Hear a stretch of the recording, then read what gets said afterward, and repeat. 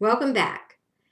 I'm Kelly from Perfect Office Solutions, sharing some anesthesia tips with you. Today I want to expand a little bit on what we started yesterday, just briefly talking about the Relative Value Guide and the CPT book for anesthesia guidelines. And today we're going to use my website to find some of our other, these are your core resources that you really need to start with. So on my links page, I have an area with a lot of great information for you. Now, because I am from Florida, my links are for the Florida carriers. You would want to make sure that you have information from your own state carriers.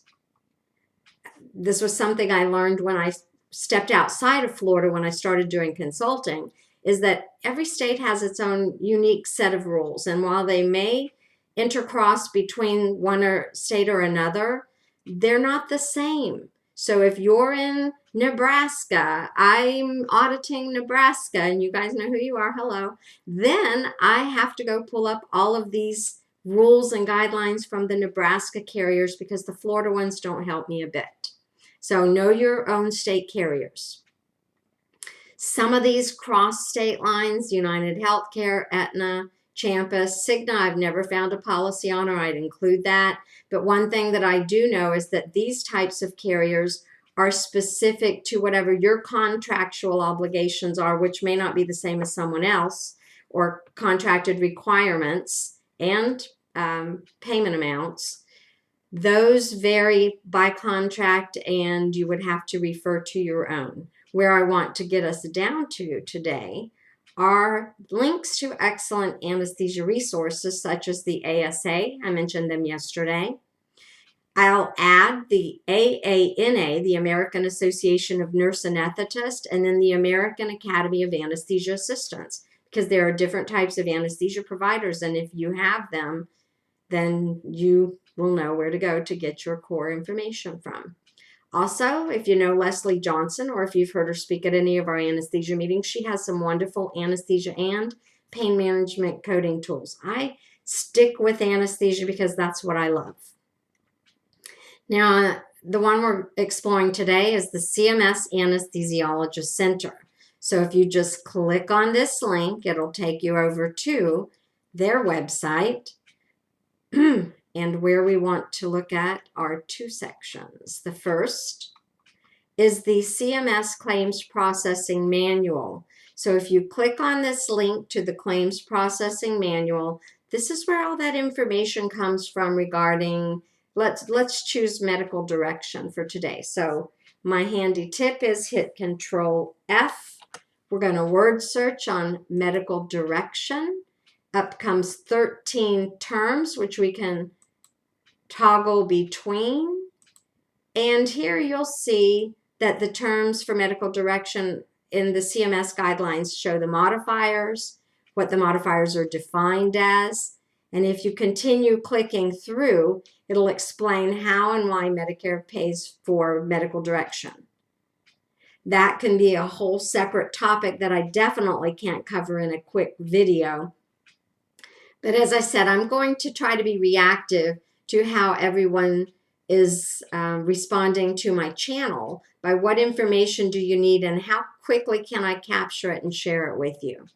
So these are this is the area that you want to go to, and you can change this term. If you want to look up monitored anesthesia care, type in monitored anesthesia, and you'll find that there's just one instance of that. Actually, I happen to know there's more. So you might want to stop your term with just monitored and see where that takes you. Because sometimes you'll find that there are like words that'll keep you from finding information. And as I said, just if you only type in a portion of the word instead of the whole exact word, you might run across those extra ones you're looking for.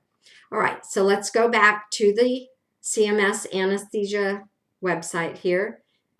I didn't point out, but here it's the Anesthesiologist Center, and there's a lot of other great information on here, such as their conversion factors, which show you which ones they pay differently than the ASA, etc. but I really just wanted to focus today on the Claims Processing Manual, Chapter 12, Section 50, and then the National Correct Coding Initiatives, which you might hear referred to as either NCCI or CCI. Now, the CCI tells you what is bundled and what is not bundled and gives some other explanations in their parenthetical section. Anesthesia happens to be 2. So I'll walk you through this real quick. I won't go through the entire thing, but you can see you can download Chapter 2 for anesthesia. And if you hover over that, you'll see that it shows you that Chapter 2 covers CPT codes 00000, which is really not a code, to 01999, which is the unlisted anesthesia code, and it'll tell you that it's the final version of January the 1st, 2021. Now, the Correct Coding Initiative updates quarterly, but I typically only pull down this full chapter once a year and save it to my hard drive. Now, you can also go down to, I believe it's Chapter 10. Chapter 10, and if you hover that, you'll find the codes in the 8000 series. So I guess I was correct. I want to go back to find the 6000 series. That's Chapter 8. So if you're looking for any of those injection codes, you can pull up other chapters as you need them. But I typically only download like the ultrasound chapter and the anesthesia chapter, as the other ones haven't changed much over the years. And it's pretty easy to find the archive as well. All right, well, that's what I wanted to share with you today.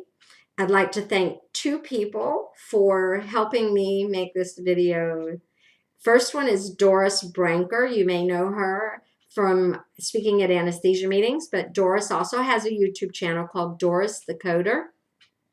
She's the one that gave me the information and the YouTube hookup for Kevin Stratbert to learn how to do this. So with that, I would just like to remind you, if you've ever heard me speak in public, you know that I typically say avoid never and always. Well, I have one exception.